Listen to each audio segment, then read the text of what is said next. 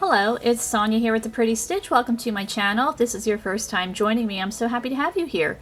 So today is Wednesday, and that means it's the stitch of the week. So for today's stitch, I'm going to be using a G hook or 4.25 millimeter, and we are going to be using some DK weight yarn. I think it's DK weight yarn. It feels about that yarn weight, or a number 3, but with this stitch you could use a variety of yarn types and hook sizes.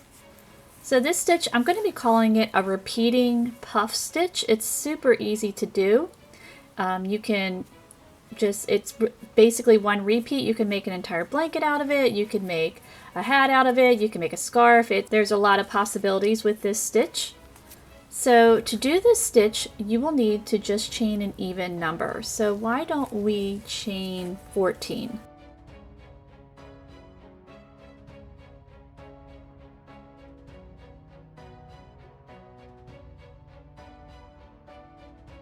Alright, so we've got our 14 chains here. So to get started, in your second chain from your hook, we are going to start the puff right away. So you can work in your chain however you like. So you're going to insert your hook into the second chain, pull up a loop, and you're going to chain 1. You're going to go right back in that stitch, pull up a loop, chain 1. So we've got 3 loops on our hook. We're going to go right back in there, pull up a loop, chain 1. And now you're just going to, after you have 4 loops on your hook, you're going to pull through all 4 of those loops, and you're going to chain 1. And there is your puff. Alright, so what we're going to do is we're going to skip the next chain, and we're going to work in the next chain, and we're just going to repeat what we just did. So you're going to insert your hook into that chain, pull up a loop, chain 1, insert your hook back into that chain, pull up a loop, chain 1. So now we have 3 loops on our hook, and we're going to do that again. So we have 4 loops on our hook, and you're just going to yarn over all 4 of those loops. So now we have 2 puff stitches, and now we're going to skip the next chain and just repeat all the way across here. So you're going to be skipping your chains and working your puff stitch.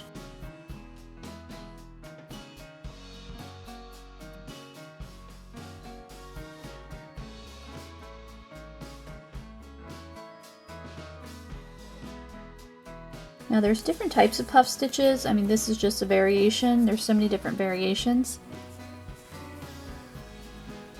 I really like the way this one looks in rows. It looks really nice.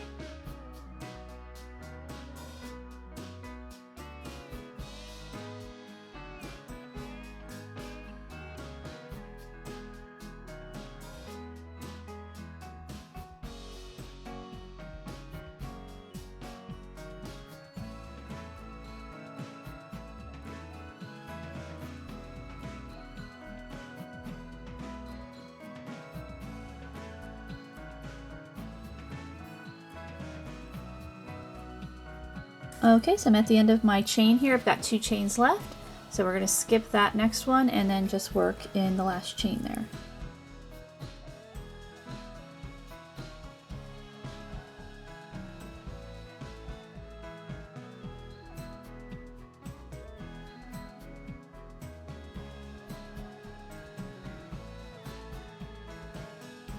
And then to finish off that stitch, you'll just work your chain 1. So we've already worked our first row there. So we have 1, 2, 3, 4, 5, 6, 7 puffs. So we're going to work row 2.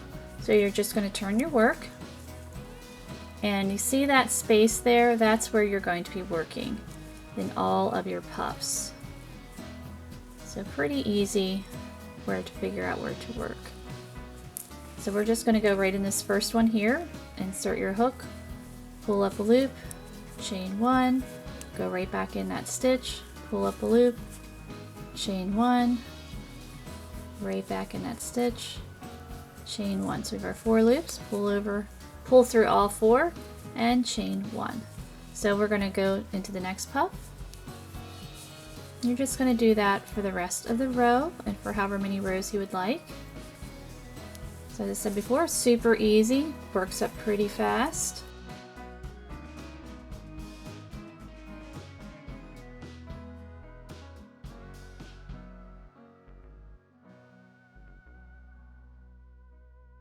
Now if you wanted a larger puff, you could actually keep going and work more. So what I mean by that is, so you've got our first set of 4 loops on our hook, what we've been doing. But let's say you wanted a larger, a larger one, you could just go right back in there, chain 1. So there we have. So now we have 6 loops on our hook, and then you could yarn over, and then you would have a chunkier puff if you wanted. But we're going to stick with the 4. So you can definitely play around with this stitch if you want.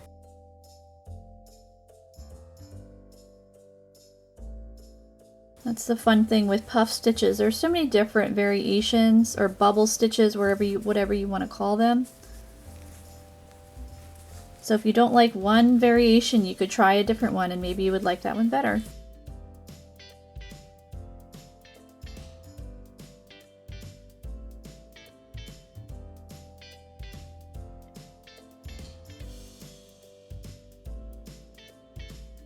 And now we're at our last stitch. So there is where we need to work.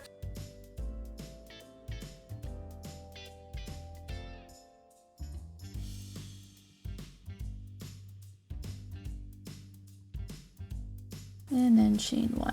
So there we go. So you're just going to repeat row 2 for however long you would like your swatch, and then you don't have to chain again because you've already, when you've completed this stitch, you've chained 1.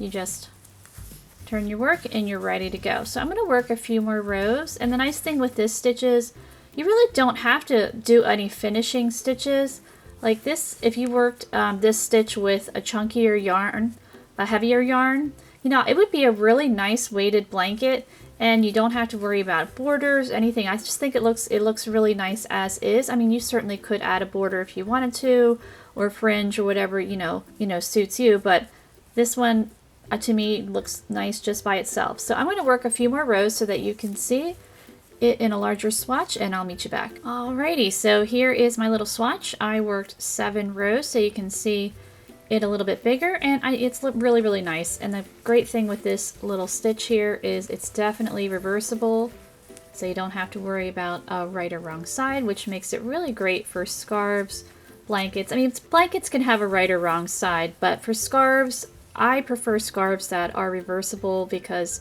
when you're wearing a scarf, it's really kind of hard to always keep it with the right side up, especially if you have it wrapped around your neck. So I prefer the reversible stitch patterns if possible.